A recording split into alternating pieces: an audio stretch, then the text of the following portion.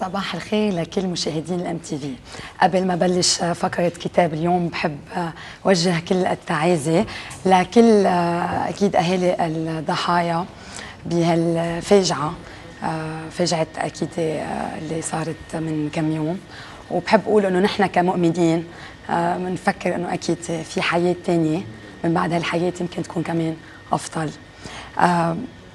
كل واحد منا كمان بهالحياة لازم يستمر، وكل واحد منا عنده موهبة وإبداع، ولكن مش كل الناس بتعرف كيف أكيد تفجرها.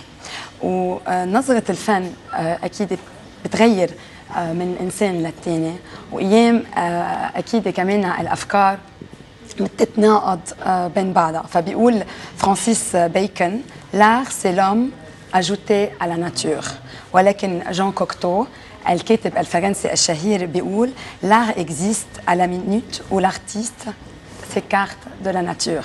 بقى سواء هو بيستوحي من الطبيعة أو بيبعد عنها، فالفنان أكيد عنده أسرار بيبوح فيها من خلال التحف اللي بيقدم لنا إياها.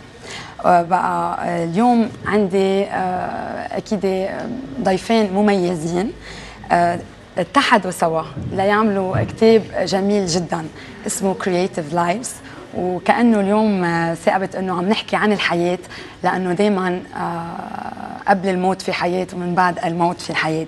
بقى بيسرني وجود وحضور أكيد المصور والفنان روجيه مكرزل، أهلا وسهلا فيك. ميرسي لاستقبالنا. والكاتبة الأمريكية الأصل اللي نحن كمان بنتشرف بوجودها معنا، سيرا براسادا.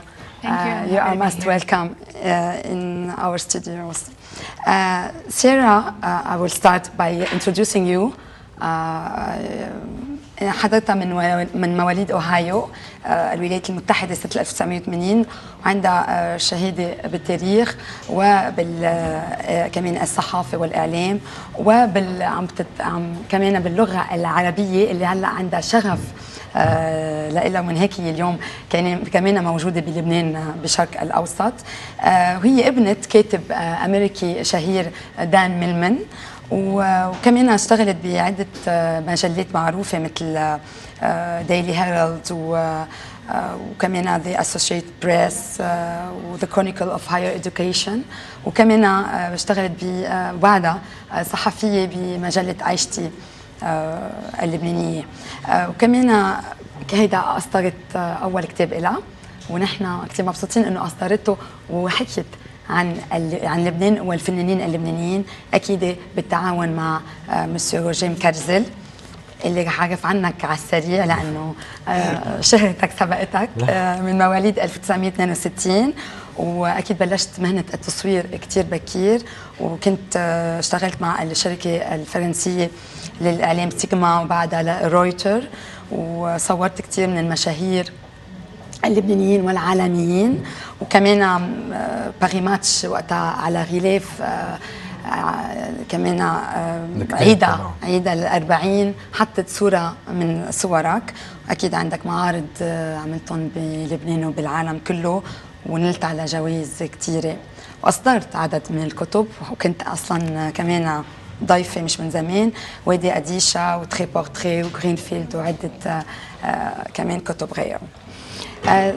Sarah, you are American, and we are just thinking, why did you choose Lebanon and Lebanese artists as the subject of your first book? The question I think is more why I came to Lebanon in the first place, and it was really just an act of serendipity. I found myself here like many Americans who come and travel in the Middle East, and I was only supposed to stay for 4 days, and instead I stayed for 11 days my first time, and just really fell in love with the place, and I wanted to come back, and I came back by chance, and then a few months after I'd come back, actually I was asked by Charlotte Hamawi of Turning Point if I'd like to write about Lebanese artists, and since I love art and Lebanon, it was a great combination. نايس. سألتها انه هي اكيد امريكيه الاصل، كيف فكرت انه تكتب اول كتاب عن لبنان والفنانين اللبنانيين؟ فقالت انه اجت مثل كثير من الامريكان، اجت على لبنان على اساس 4 ايام وبقيت 11 يوم، واجت حبت ترجع تجي لانه حبت كثير لبنان وحبت اللبنانيين. وبعدين كمان كان في دار النشر تورنينج بوينت، مدام حموي المديره اللي طلبت منا انه تكتب كتاب هي كامريكيه عن الفنانين اللبنانيين، وكانت فكره كثير حلوه وهيك صار الكتاب. Over 9 months you have interviewed 31 artists including filmmakers, architects, fashion and furniture designers, musicians and writers and so forth. How did you choose these artists? Why did you choose these artists and not others? Well, I'm happy to say I chose them in collaboration with Roger and with Charlotte Hamawi. So we chose together, and of course it was very difficult because there are so many Lebanese artists, both in Lebanon and working around the world. So we started out with a really large group. And a combination of things led us to narrow it down. And I think we've ended up with a fantastic group, very talented individuals who not only create great art, but also can talk about that art very eloquently. That was one of my favorite things about the project. اوكي. سالتها انه اكيد خلال 9 اشهر كان قابلت سيارة 31 فنان لبناني من مختلف اكيد المجالات، الفن من النحت والرقص والادب. فسالتها انه ليه تم اختيار بس هال 31 فنان ومش غيرهم؟